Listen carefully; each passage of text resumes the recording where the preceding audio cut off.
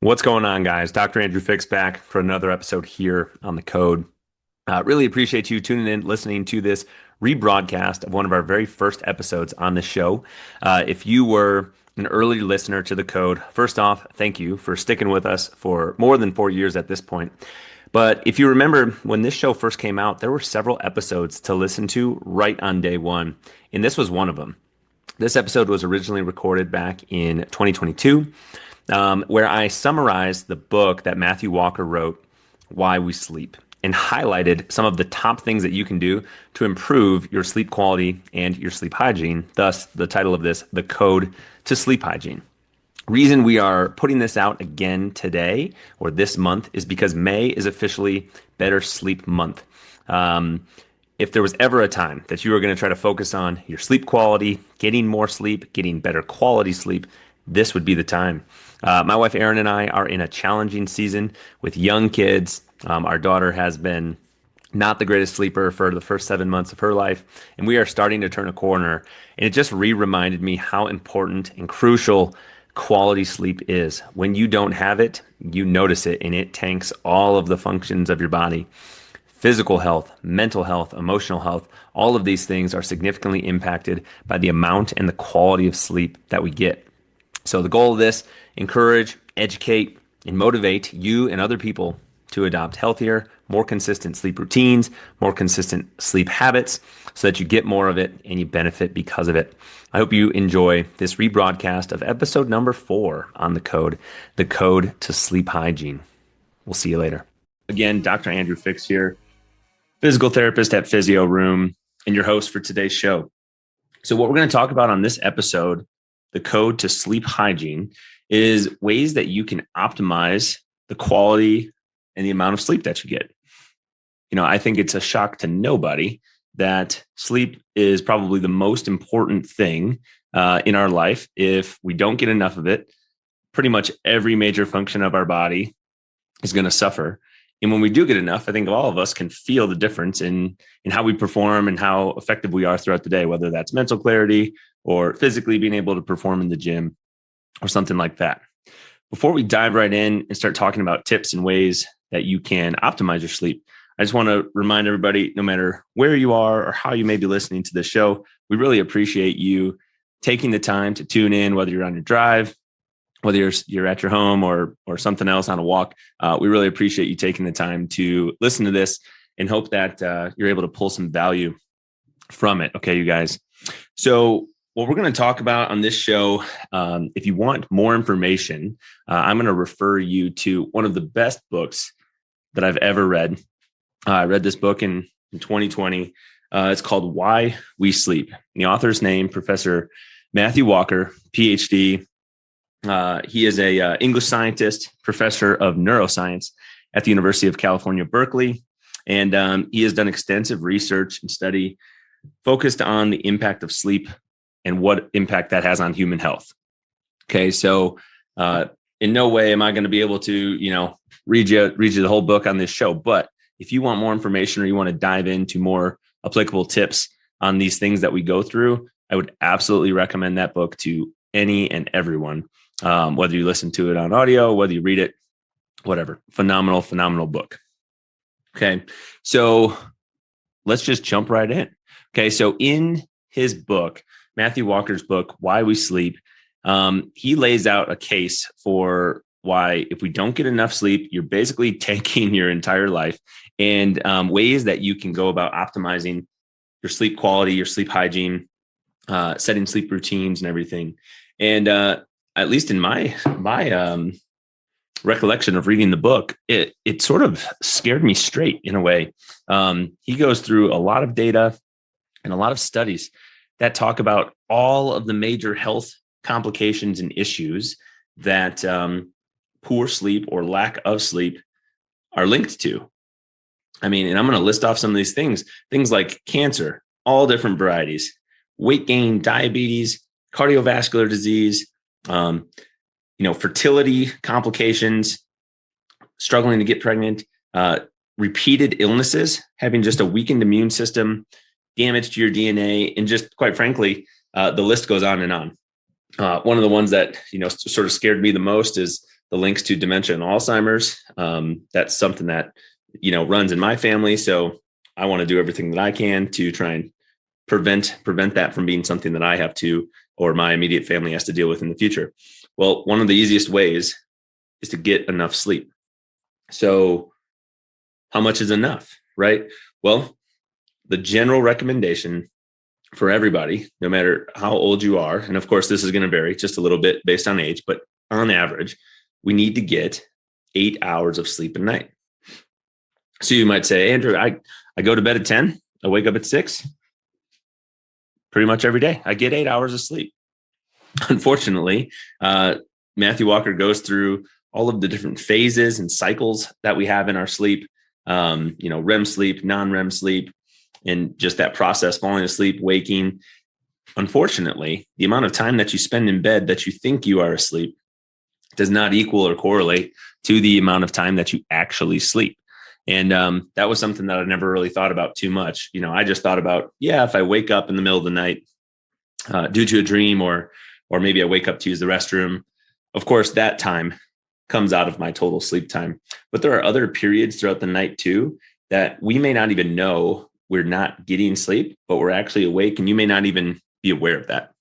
So what I've noticed is this increase in the usage, or increase in the number of people that I see having things that we'll call wearables, things that you can wear to help track your sleep quality, track your sleep performance, things like the brand Whoop that I wear on my wrist. And this is the reason that I started wearing it. I read this book and I said, I need to buy something that's going to help me track my sleep, because the watch that I own doesn't do that.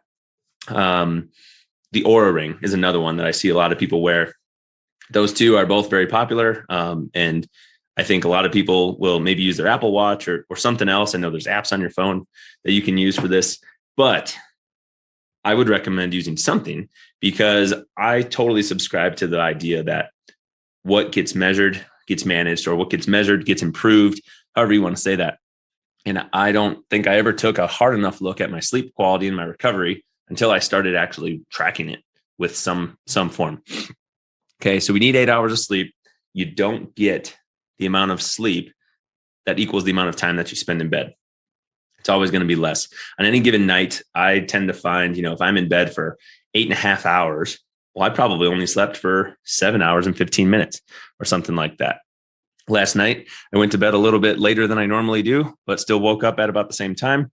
I only got 6.5 hours of sleep, less than my average. My average has been sitting above the 7, right around that 7:15 range. And that seems to be, that's the number that I've been shooting for, because I was lower than that before I started reading this book, wearing the Whoop. And I've been trying to put some of these tips we're going to go through into place in my own life.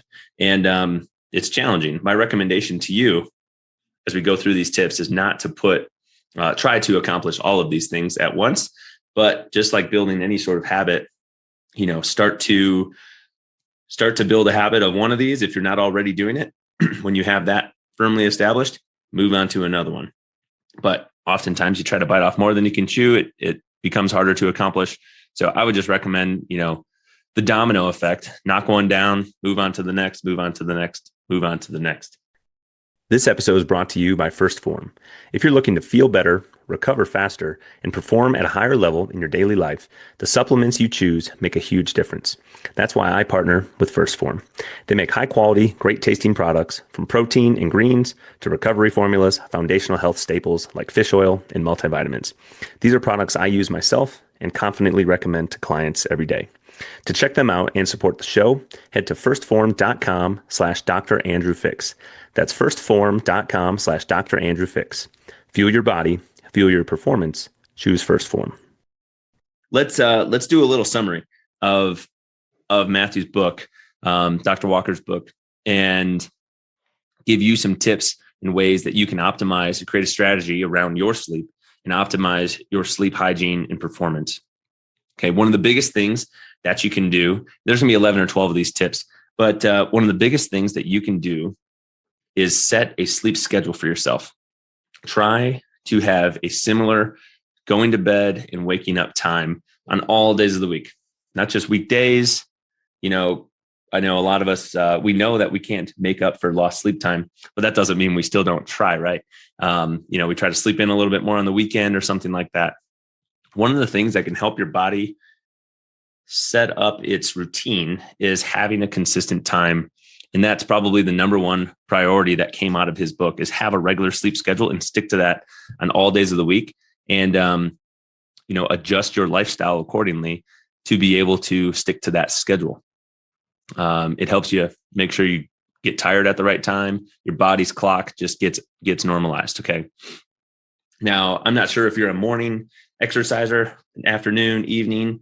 Another one of the recommendations is to keep your exercise time of the day further away from the time that you're going to be going to bed. So obviously, we want you to exercise. I would totally recommend it, whatever type you subscribe to, but try to keep it no closer than 2 to 3 hours before you go to bed, just because it's going to stimulate different types of energy systems in our body that are not the same as what we want to be effective when we're trying to go to bed. Okay. So exercise, just keep it away from when you're trying to go to bed. As I'm recording this episode, let me take a sip here. I'm having a cup of coffee. So that's going to directly contradict with this next bullet. However, caffeine and nicotine, something that we should avoid, things that have been linked, and studies show that they disrupt sleep quality, whether that's soda, tea, coffee, you name it, even things like chocolate that contain caffeine. These are, of course, stimulants. They're going to keep your brain active and keep you from getting quality sleep. Even if you fall asleep, the brain activity that you have is going to be a little bit higher from having consumed these things. So everybody has a little different effect of those. Some people are faster metabolizers or slower metabolizers of caffeine than others. I remember, going to weddings and things. Coffee is often served with the dessert, with the cake at the end. And I remember watching my dad be able to just drink coffee 9:00 at night. We come home, he goes, boom, right to bed, brush his teeth, goes to bed. I'm like, how do you do that? I didn't really start drinking coffee myself until after I got through high school. I was in college. Actually, I was really mostly out of college. I was in my first job, and it was available in the clinic that I was working in, and that was really the time that I started drinking coffee. But one of the strategies that I've implemented after reading this book is I've stopped drinking coffee past a certain time of the day. So I used to have a cup of coffee at 1, 2 in the afternoon, after lunch. My coworkers would make another pot. Well, what I've started to do is just dial that number back. I've dialed that number back to noon. And then pretty much now I'm in this 9, 10 a.m. range that I don't drink coffee past 9 or 10 a.m. So that's exactly what's going to happen today.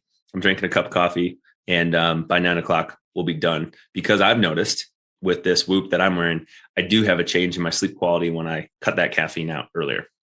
So avoiding caffeine and nicotine, in theory, will help with your sleep quality. Now, this one is going to be a controversial topic here. Avoiding alcohol, particularly before bedtime. So alcohol will make you drowsy, right? But what it doesn't do is help you actually sleep. Alcohol trashes your sleep quality, you guys. So this is another thing. I drink alcohol occasionally.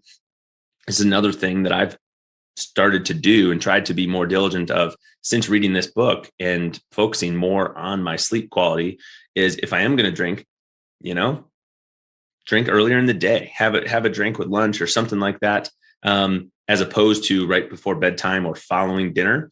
In terms of sleep quality, avoiding the alcohol before bed is going to help your sleep quality. And I've directly noticed that. Like I have noticed that without a doubt that impacts the quality of sleep that I get. This has probably been, of the tips that came out of the book, this next one of the most challenging things for me, just because of how I have my schedule set up, the time that I see clients till in the day, and then the time that I end up getting home, winding down, and going through my following work routine, eating dinner and everything, is to help your sleep quality. You want to avoid larger meals and beverages later in the day, like close to bedtime. So eating a heavy meal that your body's going to have to spend time and energy digesting, it's going to take a few hours. will disrupt your sleep quality.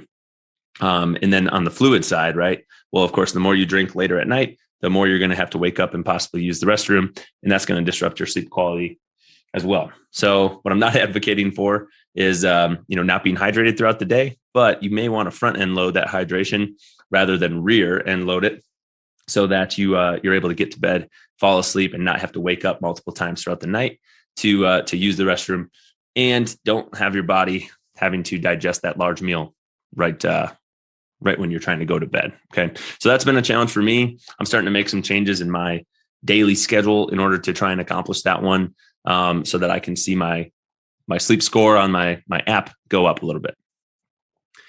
So this next one that I've never really been able to do very well. Maybe it's just kind of a high strung person or something, but I know a lot of my friends will take brief naps, little power naps throughout the day. And, for supplementing your sleep and your energy, naps are great. However, you may want to avoid trying to take them too late in the day so that they don't disrupt your actual sleep in the evening. So depending on, if you live like a relatively normal, you wake up in the morning, you go to bed at night when the sun is rising and stuff, routine, just try to keep those naps, 3-4 in the afternoon prior to that, because the later you put those naps, the more it may impact your sleep quality throughout the night and make it harder for you to fall asleep. Having a sleep routine. So this is the next tip. Leave yourself some time before bed to have this sleep routine and go through this winding down period. What's really hard for our body to do is go from being like on, you're working, you're doing things, and then come home and boom, lay down and expect your body just to shut off and go to bed. That's tough for us to do. You want to have a little bit of a routine. One of the things we often talk with clients about at Physio Room is the parasympathetic or down regulation effects of tissue mobilization. So what I mean by that is utilizing things like foam rollers or a massage gun or something where you are mobilizing out tissue can have a down regulatory effect on our nervous system and help you kind of wind down before bed. Okay. So give yourself some time to go through a little sleep routine. Whether that's, journaling or reading a book or whatever that might be, that's going to help you fall asleep. Okay. Let's start talking about temperature a little bit. So this is one of the things that can impact your sleep big time. You probably already know this. If you've ever slept in a place where you either do have air conditioning, you don't have air conditioning or heat and whatnot, your sleep is affected by the temperature that you find yourself in. So body temperature, especially things like taking a hot bath prior to bed, can help you. Actually, it's sort of contradictory, but it can actually help you decrease your body temperature when you actually go to bed, which seems weird to me since you're taking this hot bath, but it's because of the effect that the hot bath has on our physiology. It can actually decrease your body temperature and help you feel sleepy and sort of wind down. Now, the temperature in the room and how you have your environment set up in the room is going to greatly impact your sleep as well. So I know it's 2022. We have all this information right at our fingertips. We've got iPhones, we've got Androids, we've got whatever you have, all sorts of gadgets, watches, computers, tablets, you name it.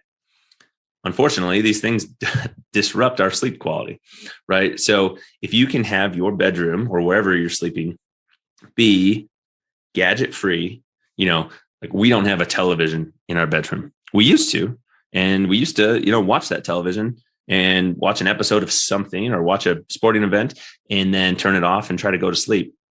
We sleep much better without that TV in there, because what we're leaving our bedroom for is, things that are essential for that space. And I believe in the book, Why We Sleep, he talks about, your bedroom should be used, and your bed should be used for sleep and sex. And those are the two things that should be used for. It shouldn't be used for studying and, eating and watching TV and doing all these other different types of activities, because that just confuses our body and that confuses our routine and our system, because you want to have your brain be planning to go to bed when you go get in bed.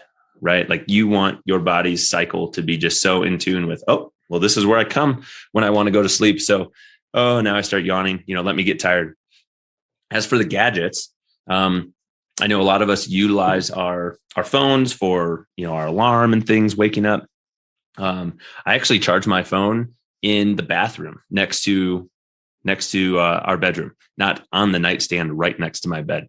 I'm real old school. I still use an alarm clock radio. I've used that ever since I was in like middle school or high school. It's the exact same one. It's moved with me half dozen times. But the reason I do that is so that I don't have my phone right next to me all night long. So even if I turn it on silent or something, I don't want that phone right next to me, because then if I wake up in the middle of the night, it's sitting right there. And it's just like, begging me to check to see if there's any sort of notifications or anything like that. I just try to take that urge away, and I keep that phone away from me. Now, if you do use it for an alarm, I don't know if you're a light sleeper like me, but if my phone was sitting in the bathroom, that's, only probably 10 feet away from where I'm sleeping, I'm still totally going to wake up when that goes off. So that wouldn't deter me from that. That would be a recommendation I have for you, is try to keep the screens, the laptops, the phones, the televisions out of your sleep winding down routine. If you can sort of start to put those things away an hour or more prior to going to bedtime, the studies will show that you're going to have a better time falling asleep compared to people who just scroll themselves to sleep, right? You're disrupting the secretion of our sleep hormones, things like melatonin, that are going to help you fall asleep. And you need that sleep pressure to help you fall asleep. Now, speaking of the environment that we're sleeping in, what about the temperature? We were sort of talking about the temperature. Having a dark, cool environment is going to be optimal for sleep quality. I believe I remember in the book, the number 65 degrees Fahrenheit, that is 65 degrees being, what's optimal for sleep. In our home that we live in now, the heat really rises. So we keep our temperature actually a little lower than that, because on the second floor where our bedroom is, it's noticeably warmer than what the thermostat downstairs says. But having that cool space where you're able to, not be sweating throughout the night, your body temperature is going to rise while you sleep, right? So you want to try and have that room be a little bit cooler to help you out with your quality.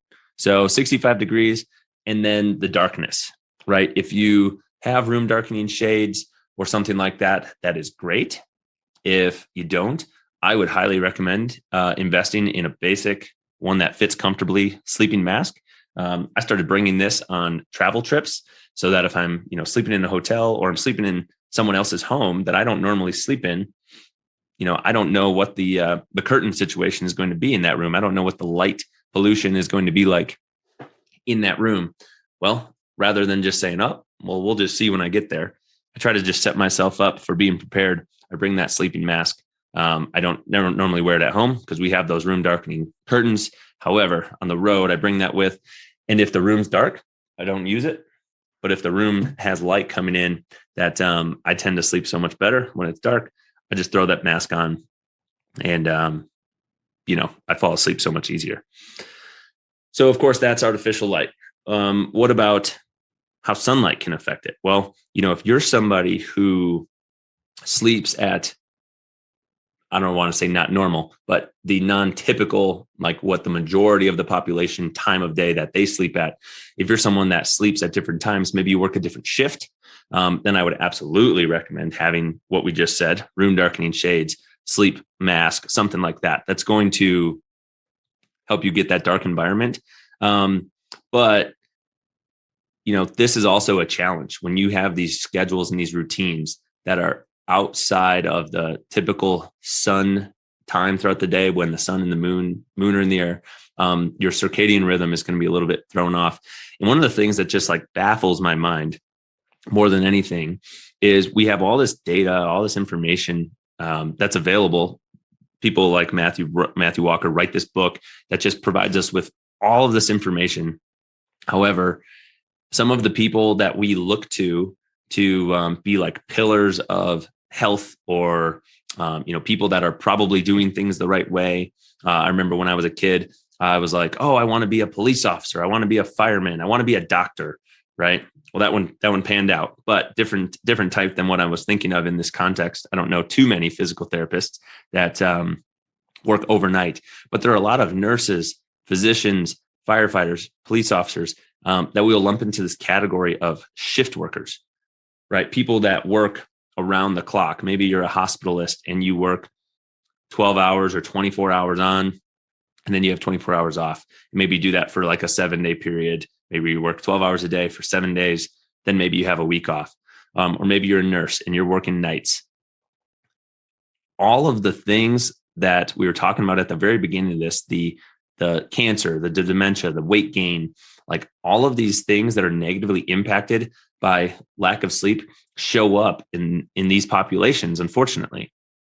One of the things that like wreaks havoc on our sleep quality and on our life the most are like these jobs that require us to work at all times of the day. And one of the best things you can do if you have the ability to get yourself out of that schedule and out of that routine, I would totally recommend it because a lot of negative health effects are seen in those types of situations. Now, not everybody has the ability to do that. I know those jobs are important and they're required, and they help the rest of us, be able to, what if you're in the hospital? Well, of course you would want someone helping take care of you overnight, or, you may not be able to control if something happens and maybe your home catches on fire. Well, whatever time of day that is, you would hope somebody's going to arrive to help you out with that when you call the fire department. But as it relates to this conversation, sleep quality and shift work do not go hand in hand, right? Like these are things that we can control to some extent. And if you have the ability to break out of that, I would recommend it. Now, for everyone else that is sleeping at, when it's nighttime and awake when it's daytime, trying to get some regular sunlight exposure throughout the day can actually help your body get sleep quality. So I believe in the book, they recommend 30 minutes a day of sunlight. Now that would just be good anyways, because I believe getting outside is great for our health. Many, many years ago, evolutionarily speaking, we didn't have all these homes and artificial light and things, and you had to get some sunlight. I think that's a good thing. So try to get outside each day if you want to try and help your sleep quality. And then this is one that I thought was interesting in the book. And this is the last tip that I'll share with you, and then I'll sort of dive in a little bit more on some other things. But if you really are struggling to fall asleep, whether that's when you first wake up, or when you first go to bed, or in the middle of the night you wake up and you can't fall back asleep, don't continue to stay in bed. Have like a time frame that you're going to try to go to sleep. But if you really can't sleep, but what they recommend in the book is not continuing to just lay there. So I think they said if you're in bed for more than 20 minutes and you are not falling asleep yet, what often happens is we start to get anxious, and then we just start to think about that. And then it just makes us even harder to fall asleep because we're trying so hard to fall asleep. So they recommend getting up, getting out of the bedroom, go do something in your house, preferably, that doesn't contradict some of the things we said before. I wouldn't recommend going and get on your phone and then having the light impact you. But maybe that's go read a book. Maybe that is just go for a gentle, light kind of walk. You don't want to do too vigorous of exercise, but something that just gets you out of that anxious state of trying to fall asleep so hard and I can't do it. And then when you start to feel sleepy, maybe you start to yawn, then go back to bed in the bedroom and try to fall back asleep. So that's what they would recommend in the book. So we're going to talk more on this show on episodes about nutrition and things. So let's just talk about how nutrition and obesity, one of the things that poor sleep quality has been shown to impact, being more likely to suffer from obesity, be overweight, and how that's impacted by sleep. So the major thing that comes to mind for me in talking about that is just how whether you're getting proper sleep or not is going to impact our satiety hormones or our hunger hormones throughout the day. So if you're familiar with these terms, leptin and ghrelin are hormones within our body that help regulate our appetite. When we're getting poor sleep, it's going to throw off the ratio of those hormones in our body. So Leptin is the hormone that decreases or suppresses our appetite, and ghrelin is the one that increases it. So normally, you would eat some food, you would start to feel full. Leptin's going to be secreted. You're going to start to suppress that appetite and decrease your hunger. When you're starting to feel hungry, ghrelin is going to be a little bit stronger, and you're going to, be driven to eat. Well, when we don't get proper sleep, our ghrelin levels rise, our leptin levels drop, and we are less able to control from a hormonal standpoint that hunger, right? So I know a lot of people in the industry that I work in that's very involved in fitness and everything. A lot of people that are going through lifestyle changes, whether that be dietary or exercise. People have goals of, physique, whether it's a fitness show or something like that, or goals of just losing weight. One of the simplest things that you can do to help you indirectly is get proper sleep. And I know a lot of times in those situations, that's not the first thing that people focus on. They focus on, I got to wake up early. I've got to get to the gym before I start my work day every day. Or I've got to pack my gym bag. And as soon as work's over, I go to the gym, get my workout in. Well, if you're not getting adequate sleep, that may all be for naught. Now, I'm not telling you exercise is not important. It's really important. But all of the professional athletes that we watch on television and whatnot, I can tell you that they are probably putting a much higher emphasis on sleep than we do in our normal lives, because without it, their performance is going to suffer. And generally speaking, you don't see too many of professional athletes in an obese situation. Now you see people that are heavy, offensive linemen in football, people that are in weightlifting sports, weight class sports. Of course, there are larger people, but they're really strong. They're really athletic. This is different than what we're talking about. So from a weight management standpoint and a hormonal standpoint, getting proper sleep quality and sleep performance is going to positively impact you. Whereas if you're suffering on that, it's going to be an uphill battle to fight against the hormones in our body and still be able to manage that. So again, I would highly, highly recommend the book, Why We Sleep, to virtually anybody. And we're going to talk to some people that have gone through some changes in how they handle their sleep. I mean, I'm one of them. I've made some changes in how I do this. I have drastically increased the amount of time that I spend in bed once I was able to visibly see that, wow, I spend 8 hours in bed, but I only got 7 hours of sleep. And that was like eye-opening to me. So it's something that, often gets taken for granted, that how much we sleep is going to have such a big impact on our performance, no matter what that be: work, sport, recreation. And a lot of people say, oh, I can get by on 4 hours or 6 hours of sleep. But the data would suggest otherwise.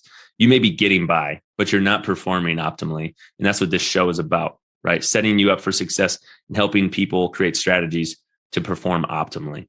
So again, this is the code to proper sleep hygiene. We went through some tips that come directly out of that book, Why We Sleep. Go read it, go listen to it, start to implement these things in your daily life and nightly life so that you can start to optimize your sleep performance and reap the benefits of higher performance as a result. Thank you guys so much for listening. Again, I'm Dr. Andrew Fix with Physio Room, and we'll talk to you next time.